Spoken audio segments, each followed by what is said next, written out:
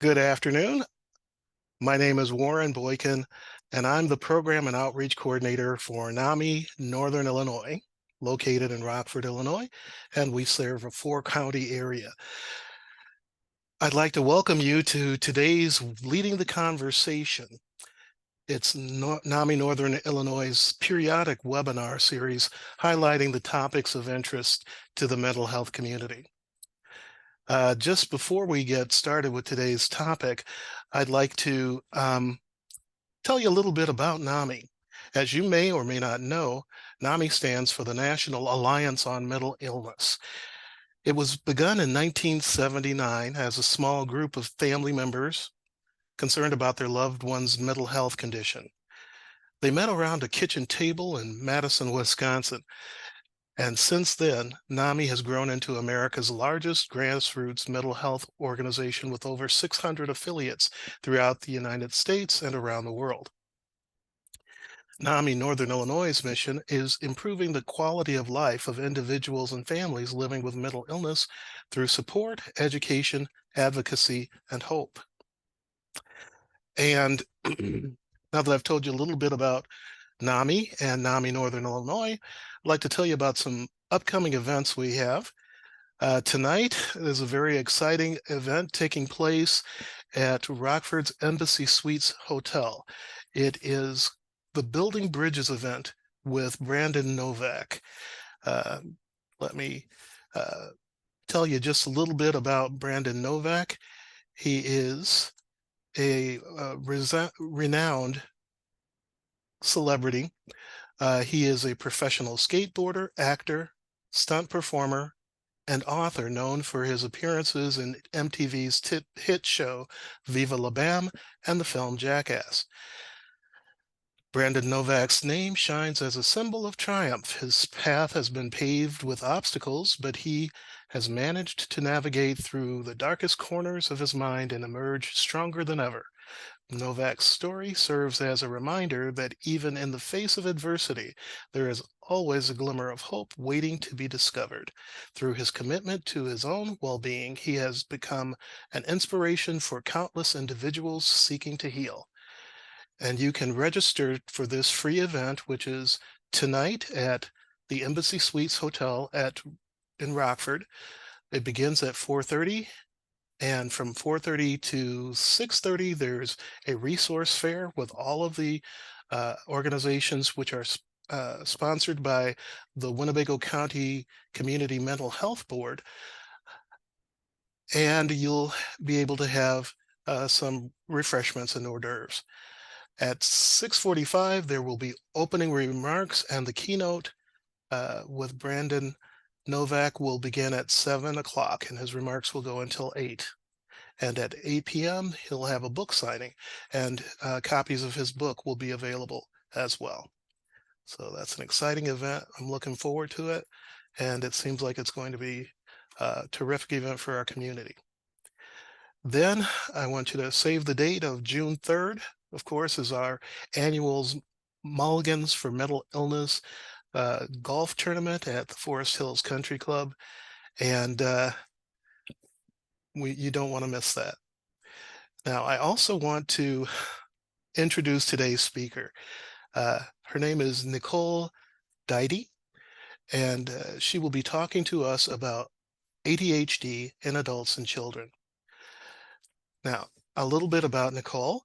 As a licensed clinical social worker, Nicole has passion and experience working alongside youth, adults, and couples in navigating their mental health. Areas of focus include depression, anxiety, bipolar disorder, victims of domestic violence, children of divorce, both youth and adult, and recovery from addiction. Her practice occurs with the emphasis on utilizing emotion-focused therapy and self-compassion among the many other helpful tools offered through Brené Brown's literature. She takes a friendly, upbeat, yet mindful attitude with all her clients. Before entering the world of social work, she served for 10 years in various youth ministry settings. Nicole graduated from George Williams College of Aurora University in May of 2020 during the first peak of the coronavirus epidemic. She soon dove into serving clients in the Rockford area by working with Forest City Counseling, a local domestic violence agency, and within the foster care system as a qualified mental health professional. She now serves as a full-time psychotherapist at Forest City Counseling. Outside of her professional life, Nicole is a loving wife and a cat enthusiast. She enjoys wakeboarding, snowboarding, and spending quality time with her husband, engaging in creative activities, and her warm and friendly personality is sure to make our event a memorable one. Ladies and gentlemen, I'd like to present our speaker, Nicole Didier. Hello, thank Nicole? you so much. I appreciate it. And I am going to double check. Can you see the presentation on the screen? I can see the presentation slides. I'd love to see you, but Oh, if you you want, can't see me? Oh, no. let's see if I can. Let's see here. I haven't used Canva before with this. So let me see here. What do we have going on here? I can now. I can see the side by Okay. sides. It's my choice, I guess, to see the. Okay. Okay. Okay. That's what to make sure. Awesome. So let me get the presentation back here. Oh, right. No, not And this. before you get started, I want to make a little comment. Um, since this is a webinar, the chat will not be available, but you will be able to, participants can put their questions in the Q&A, Okay. and I will pass them along, and we will certainly probably have time at the end to have questions. One last word, I have ADHD myself. It was a little bit of a struggle making sure I had everything ready, so I'm very interested in this Oh, topic. good. Then you know what? Then we are just creating hopefully a very helpful, open, warm environment for anyone else that is watching or will watch. I'm So looking forward to it. Thank you. you're welcome. And I Thank. got the pronunciation of your last name correct. Is it Didier? It's Didier, so it's Oh, French for most desired. My husband loves to remind me of that. oh, I went to school with a Didier, so thank you so much. Yeah, of Oh, course. Yes. Thank apologize. you. Thank you. Awesome. All right. I am looking forward to doing this. This is my first presentation with NAMI and just very, very grateful for the opportunity. And thank you so much for the introduction. And so I'd like to start off with kind of an overview of what we'll be talking about today. You did a wonderful introduction. I'll maybe add a few things that I didn't realize I need to change on my profile. So thank you for that. Talk about the definition, causes, and treatments of ADHD. A lot of us probably are familiar with this or know this, but just a brief overview of that. Talk about the umbrella of neurodiversity, executive functioning, give you a couple of fun examples of people in the ADHD community, professionals, as well as social influencers, misunderstandings of the diagnosis, and then there's some resources that I would love to go over. And I will send this out to make sure that anyone who wants to have access to this presentation, it's through Canva, and so want it to be something that you can refer back to and have a reference for. So you said the majority of the things already, but I was born and raised in Lincoln, Nebraska. So I'm not originally from here, and I moved in 2015. Stayed in the Midwest because I love it very, very much. And yes, so then another piece that's important to know is I received an ADHD diagnosis, primarily inattentive with hyperactive features at age 30. I was actually in the middle of doing a role with the foster care system and just really struggling with paperwork. And so that led me to go back to counseling and realize that there's a little bit more going on. And so it has influenced my practice in more ways than I anticipated. And so that has actually become an area of focus that wasn't intentional. I primarily work with depression and with bipolar. Those are two diagnoses that I am very passionate about and would love to learn more. And now neurodiversity has slowly creeped its way more and more into my life. And with the clients that I get to serve, I have young children, teenagers, and then I also have adults who have all recently gotten diagnosed with ADHD. And so walking through that season with them. So Yes, so this is what I was going to have some interactive pieces with this. So when you think about, you could just type in the Q&A, when you think of ADHD, so attention deficit hyperactive disorder, how would you personally define that? And yeah, or how to describe it. So you can put that in there now. Let me see if I can find that. And I have a question that has come in the Q&A. Yeah. It just says, are you going to share your screen? Would you share your screen now? And then we'll see if we Yeah, can. if it's not, I had hit share. Let's see. There How we about go. now? Are we Okay. seeing it? Okay. Okay. I apologize. Let's see. How about present? There we go. All right. Here, let me go back Perfect. here. Are we good now? We're good now. Thank you. And Okay. I have a response here saying the Yeah. definition is inability to concentrate and stay on task. Do you see that in the Q&A? Yes, I do. Now I'm seeing Okay. all of it. I think we're rolling now. All So right. that is good. All right. Yes, so there, the overview, just in case for those of you who are visual learners, I want to make sure to be aware of that. And then I also didn't even recognize I have 2 therapy dogs as well. So I want to make sure that is a huge part in my practice as well, especially for my ADHD clients. Yeah, so inability to concentrate and stay on task. Any others? And speaking of my dogs, they are whining right now, of course. All right, well, just to keep things moving. So, all right. So attention deficit hyperactive disorder. This is intentional. This screen is meant to be a little bit chaotic and crazy to give a little bit of insight of what it's like inside the ADHD brain. And I want to specify and clarify that this isn't going to be how it is for everybody. That's not what I'm saying, but for a lot of people, and I even had some ADHD people look at this and see what they thought. And so they thought that it fit well. And so the intention is for it to feel a little bit uncomfortable and a little chaotic, but I'm going to walk us through it. And so the first important thing to discuss is that ADHD has changed over the years in many ways, but the primary way is that between the DSM-5, the diagnostic tool that we use as therapists, as clinicians, between the DSM-4 and DSM-5 is they took ADHD and put it together. So it used to be ADHD, so more of the hyperactive,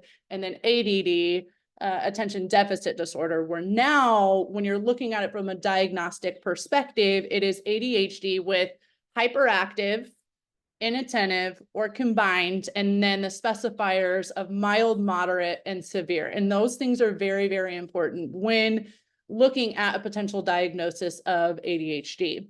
And so within that diagnosis, the breakdown is into 5 categories. And so the first category is that it interferes with function or development, right? So you think about work, school, the ability to get through your day. And we'll get into that in a little bit here with executive functioning. And so when you're looking within that, there are 6 symptoms that one needs to experience or show over the period of at least 6 months that are within the 3 categories of inattentive, hyperactive, and impulsive. And something else that I want to note is that impulsive piece, I think, gets looked over a lot, but it is very, very important when you're looking at the diagnosis of ADHD. These symptoms typically present before age 12, and this is also a small change because as we're seeing an uptick, I'm sure many of you, anyone who's watching this or is here right now, have heard many adults are getting a diagnosis. And so there's some tension around that, I think, because there is such an influx, and at the same time, you're seeing this here. And when doing a diagnosis of this, whether it's a doctor, therapist, psychologist, psychiatrist, is seeing that these symptoms have been present throughout one's life, whether they are a child at the time or as an adult, as they look back, being able to see that there are 6 symptoms that you're finding within each of these categories that are present before age 12.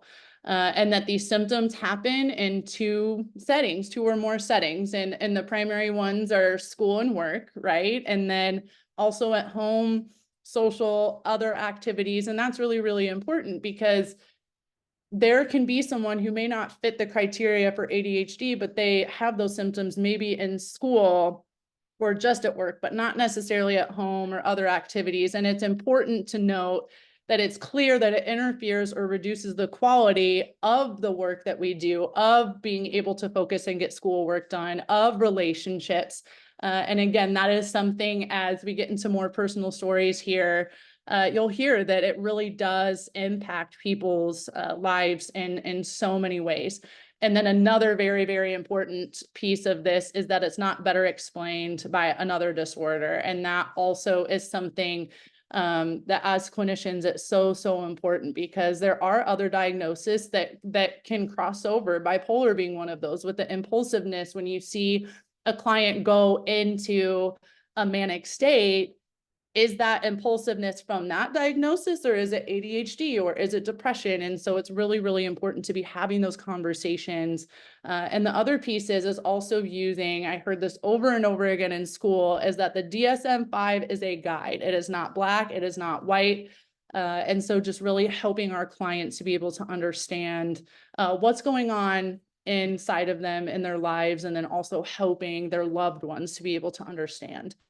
And so the next thing that I wanted to do, so please let me know if you cannot hear the audio, is I wanted to create, this presentation. I really want to be somewhat of a simulator for someone who has ADHD, but something that I have seen over the last couple of years is ADHD simulators. A lot of diagnosis you're starting to see that with as well. And so want to give you a moment to experience that.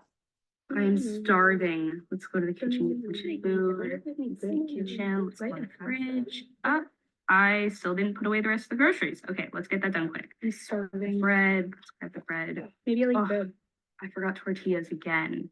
I want a quesadilla. Okay, whatever. I'll get the next two. That song is just so boring. What's this? I think it's smoothies. Smoothies are really good. Is that bowl still sitting there? I wonder how long it's been sitting there. Oh, look at those pretty flowers. The colors are so nice. I think I could use the water though. Let's go water them. The flowers. Don't drop it. Wonder how easily it would break. The vase even glass didn't break it.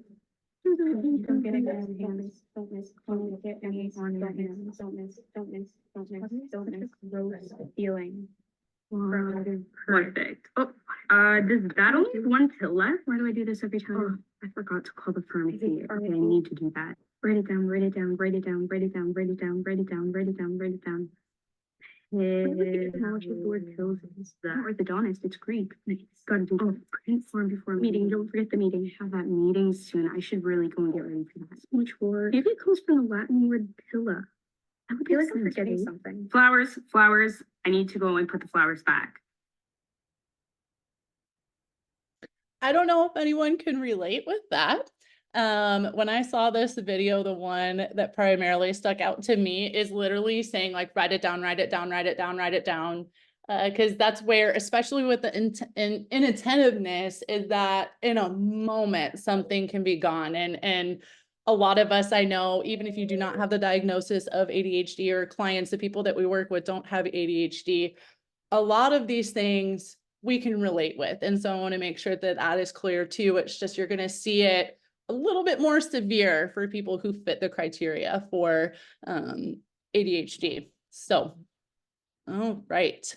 So the topic, I'm going to be very brief with this because ADHD falls under the umbrella of neurodiversity. And it's really, really important to recognize this. And so I don't want to give the definition because as I was doing research for this, there's a lot of conflict even within that because it doesn't clearly articulate. The core piece is that when it comes to diagnosis of ADHD and then other diagnosis that I'll let you see here in a second, is that it's all about the brain, and our brain just operates differently. And that is wonderful and that is great.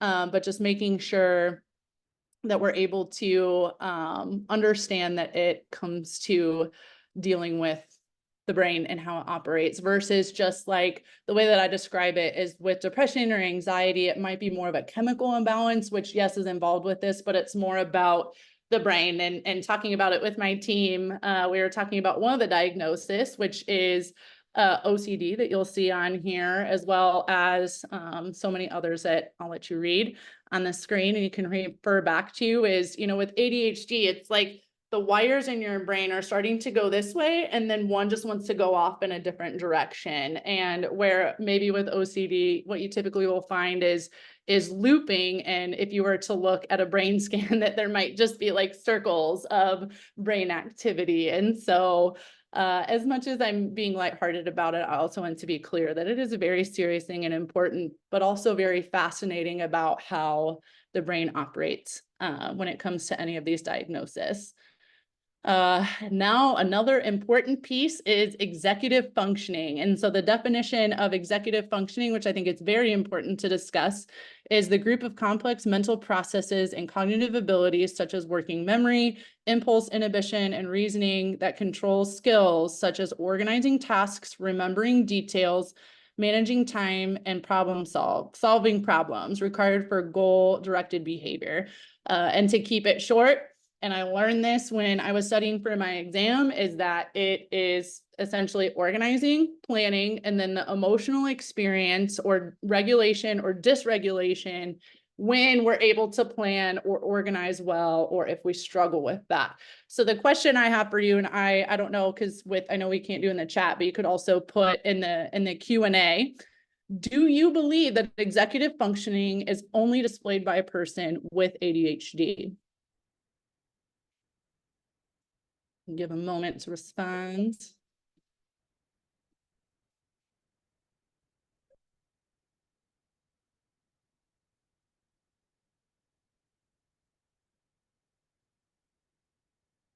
All right, I love to hear it. No, and that is correct. It is not. Now, do people with ADHD tend to struggle more with executive functioning? Absolutely. And this is, I'm going to be vulnerable for a moment, something that I personally did not know until I was studying for my exam. And I found out that, yes, it does not apply. And so let's see, we're going back here. Need to see the definition again. I can go back here. The group of complex mental processes and cognitive abilities, right, such as working memory, impulse inhibition, so being able to make a decision, to think through it versus just reactive, and reasoning, being able to process information that give us the ability to organize tasks, remember details, manage time, and solving our problems.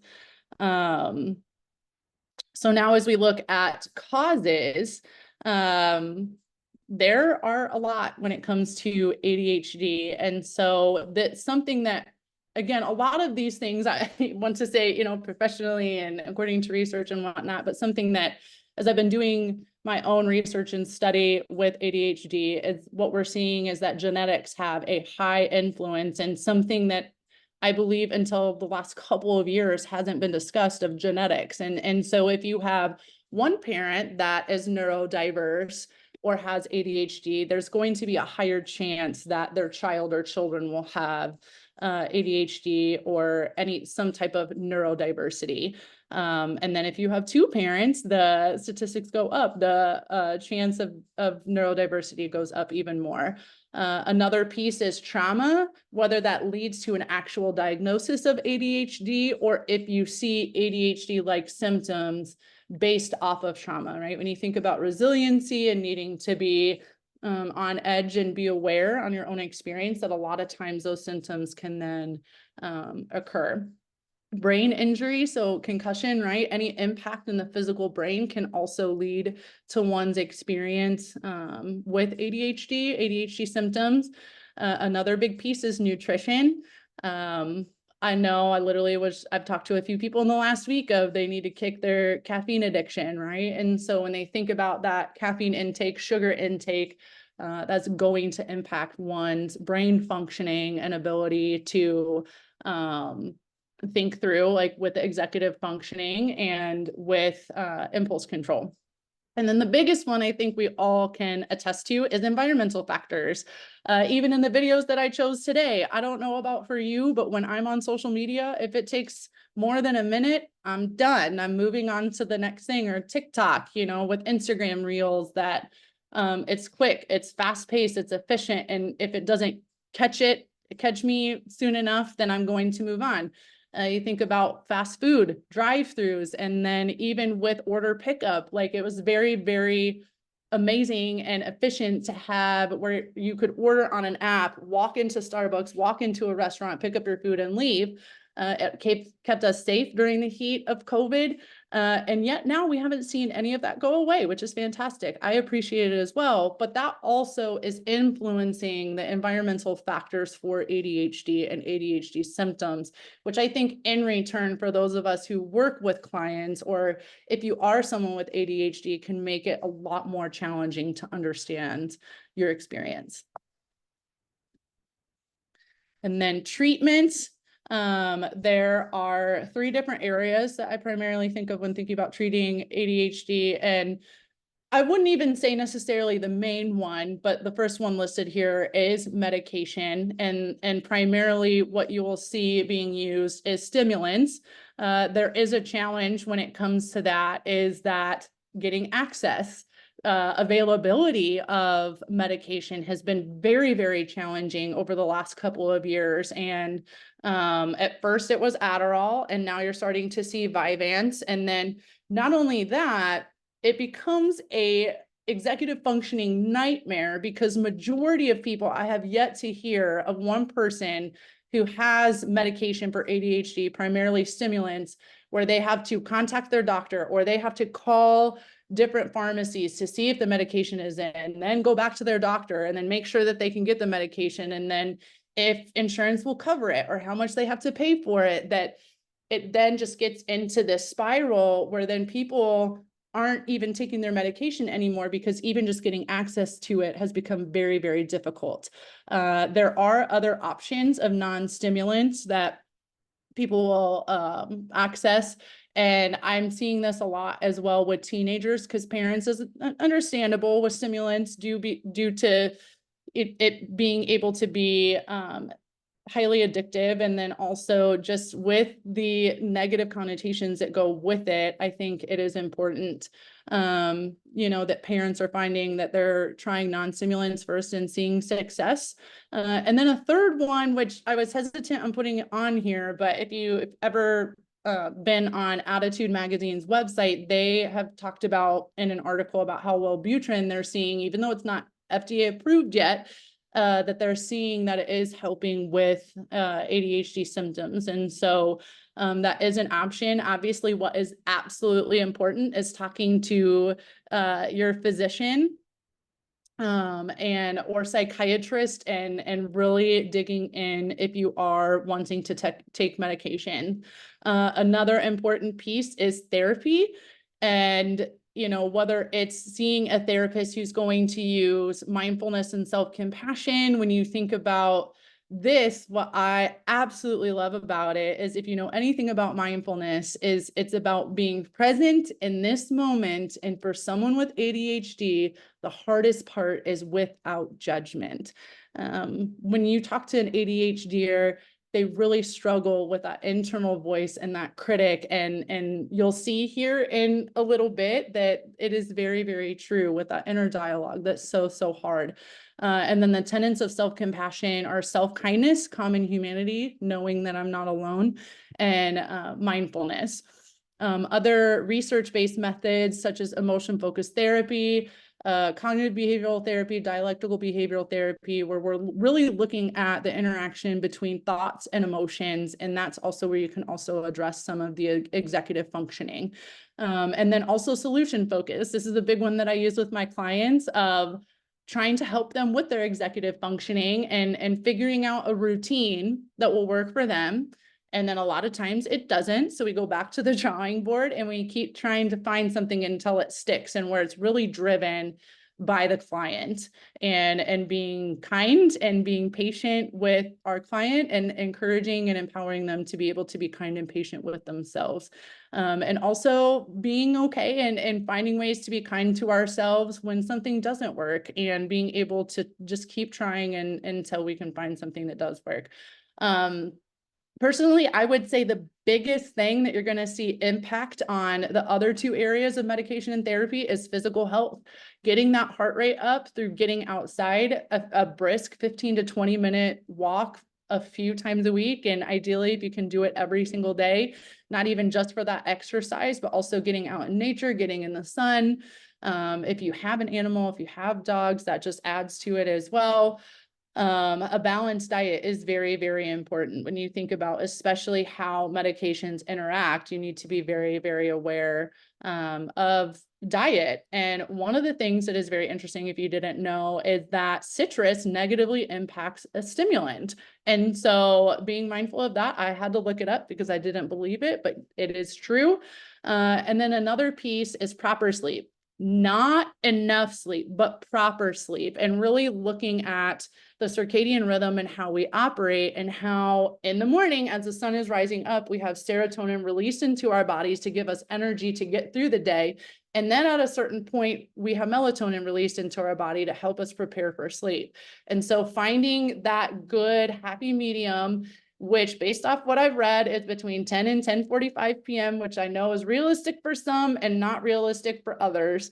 But when you really look at the circadian rhythm and how our bodies are built, yet how often we fight that natural system that we have. But being able to see that all of these things together, these three areas, create a holistic approach of being able to care for the ADHD brain. So the next thing that I wanted to share with you is, again, just looking at social media and the influence of it. It's just a quick peek as to how it can be for someone when they either take medication for the first time, or what it's like for an ADHD, or when they're able to find ways to calm the brain. So this example is the use of medication.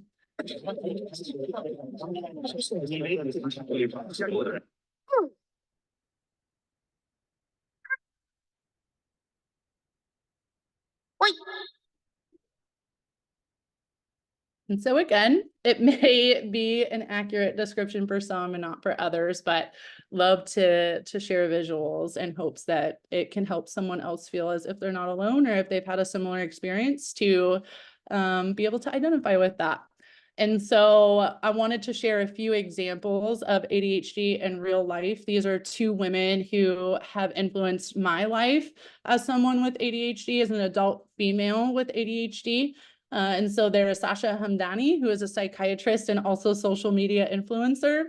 It sounds like it might be wacky and not work well together, but she does a fantastic job. So I highly recommend looking into the material that she offers. And then Jessica McCabe, who is an actress, a writer, and YouTube channel host of How to ADHD. And so first, share a brief overview of Sasha's experience with getting her diagnosis of ADHD.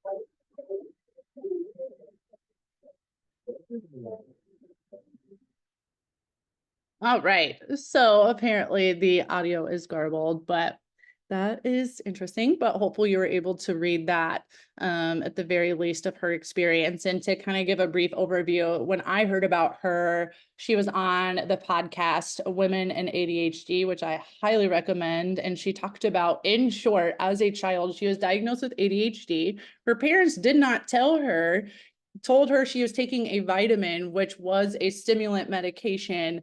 And then, as she said in her video, went to med school and ended up starting to fail because she stopped taking her vitamin and then realized, fast forward, that she had ADHD, got back on her meds.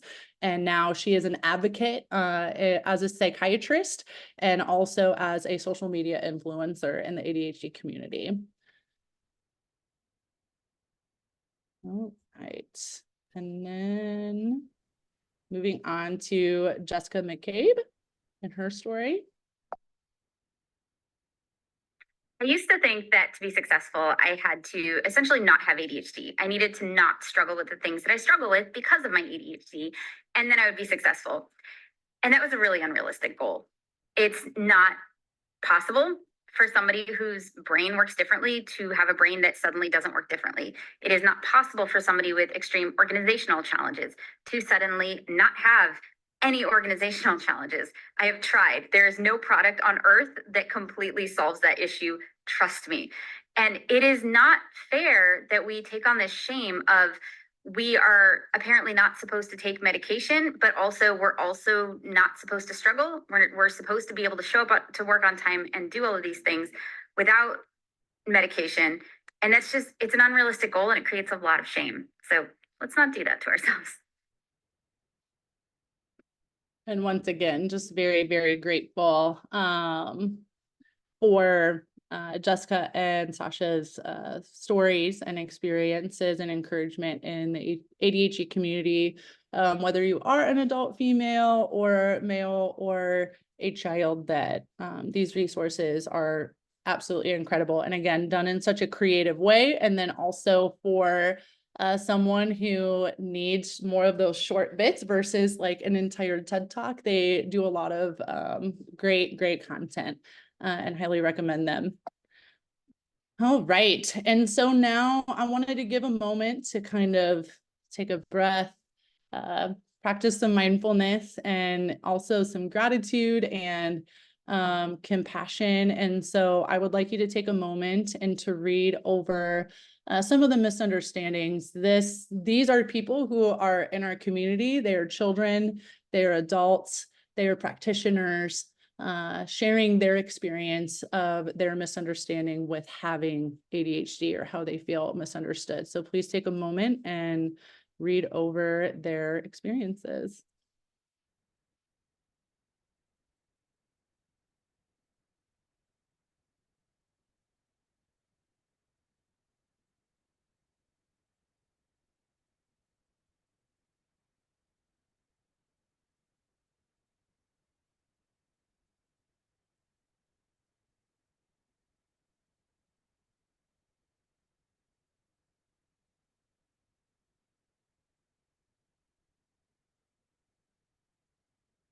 All right.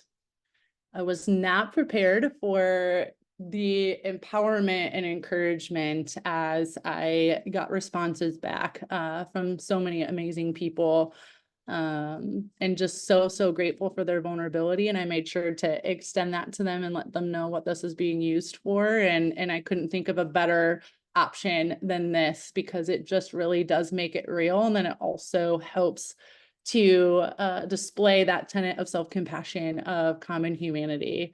This is a few statements from people and their experience, and just so grateful. So then just some resources here. And again, this is something that if you click on the different icons, when this is sent out, that you can access it. It takes you right to the website. These are the resources that I used for the presentation here, as well as among others. So if you want those resources as well, I'd be happy to get those to you.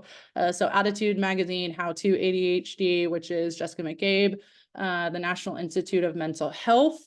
And then one of the people who sent in a response referred to Gabor Mate for his book Scattered Minds. A lot of people in our practice have been utilizing that and have seen absolutely incredible responses to it. And so super grateful. There's also a podcast episode.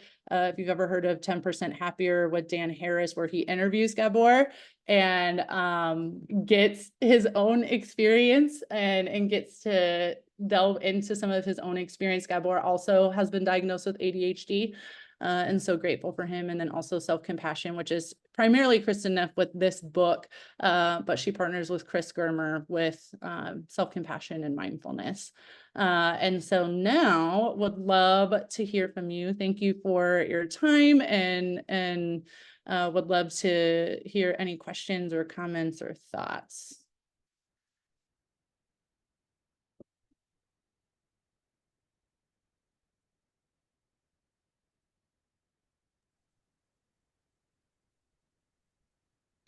Nicole, I wanted to mention the great questions that we have in the Q&A. The first one from an anonymous attendee, it says, I just recently was diagnosed at 33. Women were not diagnosed when I was young. Definitely think more research needs to be done to improve the DSM and to inform practitioners. I have many friends with ADHD and things are similar but different between us, more than the 3 types. Good point on the DSM not being complete. Absolutely. If I could somehow find a way to get involved in the next DSM, I would love to, because I have so many thoughts and it's so hard. And so that just like fires me up and wanting to even create an opportunity, you know, for women, for people with ADHD of getting a group environment. And so that is something that comment, I'm very, very grateful. Thank you for your honesty and your vulnerability. So that lights a spark in me. All right. Another question from an anonymous attendee says, yes, can we get the medication process better? Like it is not ADHD friendly at all. I'm a professional that helps others as well, so I can see how people really struggle with it. It's new to me, but frustrating. So, you know, what's interesting is that I'm one of those people that for one reason or another, they wouldn't give me stimulant medications, and high blood pressure being one of them. And so I'm using the Wellbutrin. Oh, And really? yeah, Okay. and somebody else I talked to the other day, same diagnosis, same dosage and everything. So there's an XL, I think is the extended release type Yeah. version of it, and it seems to be working Mhm. impressively, because I didn't realize that it was helping until the other day when I was trying to do something without having taken it. Which that is the sign of medication, like for ADHD. It stinks because I feel like with so many others with like SSRIs, like Zoloft and Lexapro, that, you know, it takes a couple months to build up, but then you notice an impact, where with ADHD meds is almost the opposite, where you don't realize that it's working until you don't take it. And then you're like, oh my goodness, this is awful. This is not good. But yeah, it is so hard. I would say what does help and what is helping is getting into a neuropsychologist. And so if you talk to your general practitioner, you can even, you know, they usually have a survey they can have you do. And then the biggest thing is advocating for yourself, or encouraging your clients to advocate for themselves, of like, I would like an assessment done, because I have been very, very impressed with neuropsychologists with assessments that my clients have done, that I have friends that are doing. My neighbor actually just told me about how she's going to be doing that, because they go into they really do that biopsychosocial, where they do a history interview, and then you also do some different like game type activities to really give an assessment of what's going on, and a great overview. They do a great job of walking through what they find and being able to then help refer out to them. And so if that is someone that you yourself, or you know someone, who is struggling to get medication is getting in that where it's like, okay, like let's get something on paper to show that like I'm struggling here. So, but it's so Yeah, hard. it really is.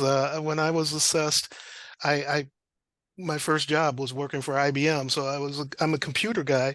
So the thing with I can hyper focus on a task, which is great. Yep. So the assessment, which was talking about attentiveness, showed I didn't have ADHD, but of course the story of my life is that I do. So it's interesting. It's like the one that says on your slide that said, "How come I can play a video game for hours and yet I say I have ADHD?" Yeah, Yeah. All right. exactly. Okay. Here's another anonymous attendee says, "For therapy, I am seeing a counselor, but wondering though on ADHD coaches, trying to find some more help specifically for ADHD." That I from what I understand is a newer thing that is happening. What I would say that's most important, and this is I'm gonna be biased because I am a therapist, is ensuring that they have done not just like a 10-week course or 12-week course. I don't even know what it is. So y'all are challenging me. I need to like write this down to be looking into this, but ensuring that they have that understanding, especially of the DSM, because what I don't know about coaching, are they able, like I've heard a neuropsychologist say that, it looks like you may have ADHD, but it's actually depression, and here's why. And I wanted, again, another vulnerable moment, wanted to challenge a psychiatrist, but then this person ended up getting a second evaluation, and then the outline of that, I was like, okay, yes. So I think that's what's super important, is that when you're doing the research, if you are looking into getting a coach, ensuring that they have a holistic understanding of not just ADHD, but other diagnoses that can also overlap. And then also too, I think what's still so hard right now is getting access to a therapist, but a therapist who specializes in ADHD. And so with that, for that person, please reach out to me, and I would love to connect with you and see if there's any way that I can help, because it is so challenging and so hard. And so I want to help as much as I can. And if we strike out on everything, you can call me stubborn, you can call me tenacious, but I want to make sure to help, people get access. So Yes, and I'm sure I'll get your contact information, and I'm sure I'll probably have a lot of people um, ask me for your information. Let's see, another question. Yes, how do I get involved with the DSM-2? I'll look into How? it and I will get back to you on that. Oh, that's funny. Can you apply for it? Yeah, that's fantastic. Um, let's see, Jen. Jen Young asks, "I teach preschool and I have parents often ask me if I think their child has ADHD. I have it myself and wasn't diagnosed until I was about 30, but so much makes sense now. What do I tell them, or what resources could I share with them for young children? I know kids are generally active, so I feel I address activity level well, but where do they start?" That's where, I mean, number one, I recommend before even trying to get in with a therapist, which is already going to be challenging still. But doing your own research, looking at the resources, if you want, please, like I want anyone and everyone to share the presentation, and I wanted to make it easily accessible to be able to get to those resources. But I would start honestly looking at different influencers like Jessica McCabe, and especially Sasha, because she is a psychiatrist. And so looking at it from that perspective, but then, talking to your general practitioner. And the biggest thing is, I think the central piece in any of this is advocate, advocate, advocate.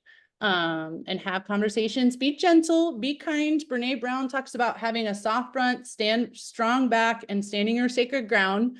It's super important for us to do that. And at the same time, you know, and I think even too, it's up to you. It might feel vulnerable, but if you feel okay disclosing, I think you could even talk through that and get familiar with the DSM and the different criteria just to kind of overview for yourself.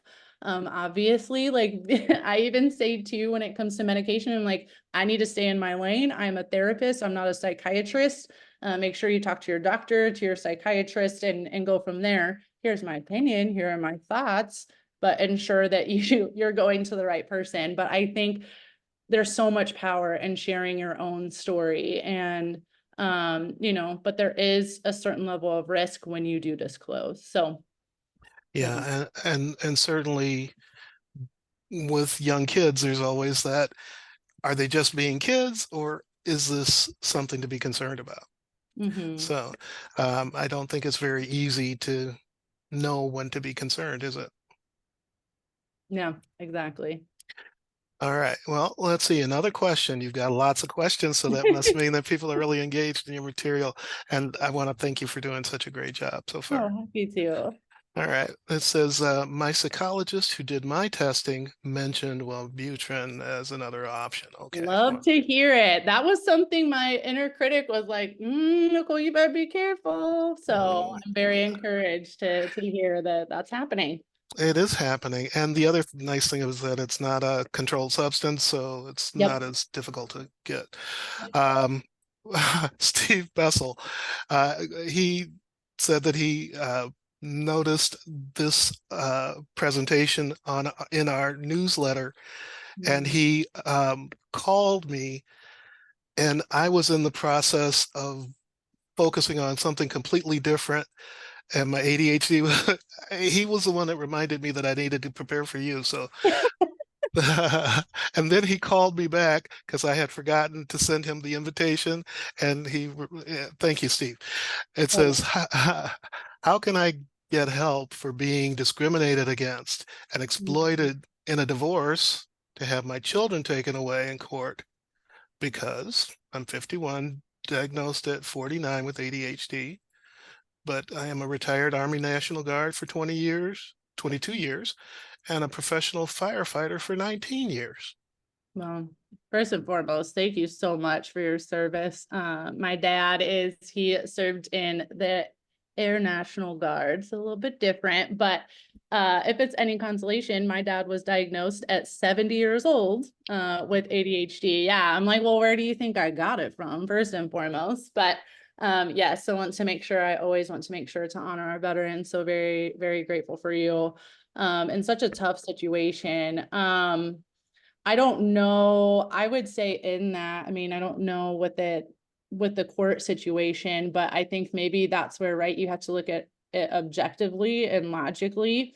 And so if you haven't done a neuropsych evaluation, maybe doing that and talking through, if you don't have a therapist, of being able to work through that and what pieces are leading to not being able to have custody of your children and seeing how that impacts. And then also with my background in foster care and working with parents, is really, what are you doing to better yourself, and what are you showing to the court, like, this is what I'm working on, here's how I'm trying to better myself, specifically with my ADHD, with my executive functioning, with my distress tolerance.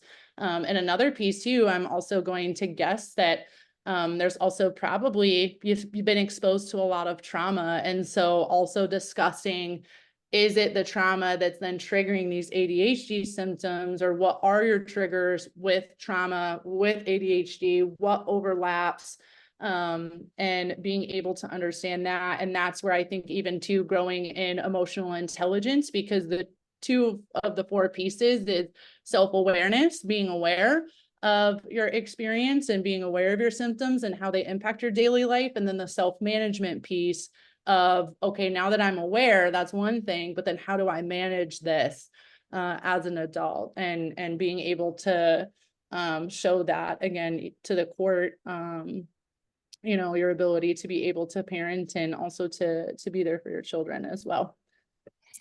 Great question, boy, and a great response. Thank you. Thank you. The next question or comment says, keep advocating for yourself for sure. Took me over 2 years to finally get an ADHD assessment with a psychiatrist, psychologist. Psychiatry was easier, but wanted more in-depth assessment. Mm-hmm. But I think your whole remark about advocating for yourself really hits hard, because even Steve's comment about discrimination and then that inner voice that says, I'm not doing enough, is Mm-hmm. tough when you have ADHD, isn't it? Yeah. And but you show that you can be a professional, you can be of service to people even if you have ADHD. Absolutely. And that's important. We're down to our last 4 minutes, Yeah. so I want to another thank you coming from Jen Young in the comments. So do you have any last remarks? Do you have any advice on getting in contact with you, or how would you like people to follow up? You said you're going to send out copies of your Yeah. presentation that we can have on our website, and then we will of course be uploading a copy of this webinar so that people can tell their friends to watch it later. But Absolutely. I really want to express my gratitude to you. I learned a lot. And something else that I wanted to mention, in my role here, I'm going for my certified recovery support specialist certification. And in that role, you have to disclose that you have lived experience. And the CRSS program in Illinois is completely paid for. The CRSS training program, I should say, is paid for with the marijuana tax. I always like to mention that. But if anybody is interested in getting into the field of supporting people's recovery, either from substance abuse or in mental health, you can be trained for that. It could be done in 1 year. That's the program that I took at Elgin Community College. We're hoping to get that into Winnebago County as well. But let's see. Oh, I think we have I think we've answered all the questions. Yep. I put my email address on the comment box, on my box here on the screen. It's warren@naminorthernillinois.org. And if you have any general questions, you can always send that to info@naminorthernillinois.org. So I want to thank you again. What a wonderful presentation, Nicole. Happy to. I'm very, very grateful. And again, just being able to hear other people's responses, it just, as a therapist, fires me up even more to advocate for more things like this and education and interaction amongst other people when it comes to mental health, whether it's ADHD or any other diagnosis. So. And it says that you are at Forest City Counseling? Yes. And I was going to say the easiest way to get in touch with me is if you go to Psychology Today. You can even probably Google Nicole Didier Psychology Today. That's going to be the easiest. So if you reach out either email or you send me a call or anything like that, it'll go directly to me. So. All right. Well, thank you. This has been a fantastic leading the conversation. Please, those of you who haven't seen it before, go to our website, naminorthernillinois.org, for more interesting calendar events. And don't forget about tonight's Brandon Novak event at the Embassy Suites in Rockford. So thank you once again, and have a great afternoon. Thank you. You too.